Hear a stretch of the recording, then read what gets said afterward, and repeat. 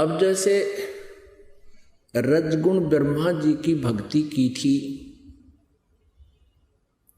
हिरण्यकशिपु ने,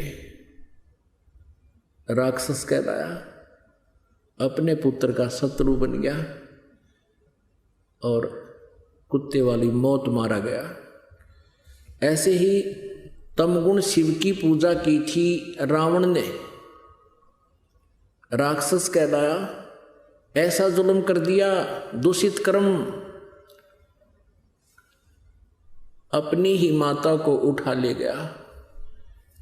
यानी भगवान शिव की पूजा करता था। ब्रह्मा जी, विष्णु जी, शिव जी, ये तीनों भाई हैं, बड़ा ब्रह्मा, बीच वाला विष्णु, छोटा शंकर।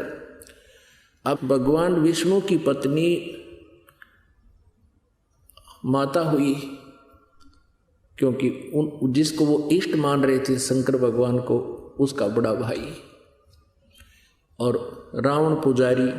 ऐसे ही इस तमगुण शिव की पूजा की थी भस्मागिरी ने। भगवान शिव जी के महल के सामने, गेट के सामने, सिर आसन पर, ऊपर ने पैर, नीचे को सिर करके 12 वर्ष खड़ा रहा उल्टा। एक दिन पार्वती जी की प्रेरणा से, प्रार्थना से भगवान शिव ने उस भस्मागिरी से पूछ लिया कि तू क्या चाहता है, मांग, तूने जो मांगना है, मैं तेरे से प्रसन्न हो गया हूं। अब भस्मागिरी ने कहा कि भगवान आप वचनबद्ध हो जाओ तब मांगू। भगवान शिव जी ने सोचा भी तपस्वी आदमी है, के मांगेगा, एक सिद्धि मांग लेगा, दे दूंगा। भगवान शिव जी ने कहा ठीक है भाई, मांग ले, मैं वचनबद्ध हो गया। तभी उसने वो साधना त्याग दी, खड़ा हो गया और कहा कि आप अपना भस्म कंडा दे दो। भगवान शिव जी के हाथ में एक कड़ा था, उसमें ऐसा सिद्धि युक्त कर रखा था भगवान शिव जी ने कि जिसके भी सिर के ऊपर वो ऐसे करके भस्म कह दे, वो जल जाता था, नष्ट हो जाता था, भस्म हो जाता था। इस बात का ज्ञान था भस्मागिरी ने। और भस्मागिरी किस लिए उपासना कर रहा था कि भस्म कंडा लेकर शिव जी से, और शिव जी को मारूंगा, भस्म कर दूंगा और पार्वती को अपनी पत्नी बनाऊंगा। अपने आत्माओं विचार करना इन बातों पे। इससे नीच कर्म और के होगा?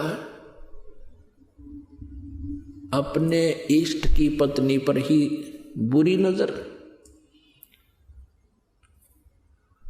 अब भगवान शिव जी को ये नहीं मालूम इस दुष्ट के मन में के कुधारना है, और इसको, इनको अमंत्रियामी कहें। ब्रह्मा विष्णु में इसको अमंत्रियामी कहा करते, इसे होया कर अंतर्यामी। और फिर इनको अविनाशी कहते थे। अब ज्यों ही भगवान शिव ने कड़ा उसको दे दिया और कहने लगा भस्मागिरी के, होले शिव जी होशियार, तुझे मारूंगा, पार्वती को पत्नी बनाऊंगा। भगवान शिव जी डर के भाग लिए, भयभीत होकर अपनी जान रक्षा के लिए दौड़ दिए, स्पीड खींच दी। आगे आगे भगवान और पाछे पाछे पुजारी जा खाट ठानते। अब ये जो अविनाशी होते, इन भागण की आवश्यकता थी? अभी तक इनके विषय में जो ज्ञान इन नकली गुरुओं ने दिया वो कति अज्ञान भर रखा हमारे अंदर। इनकी जीवनी में लिखा दास तो पढ़कर सुना रहा आपको। फिर भगवान ने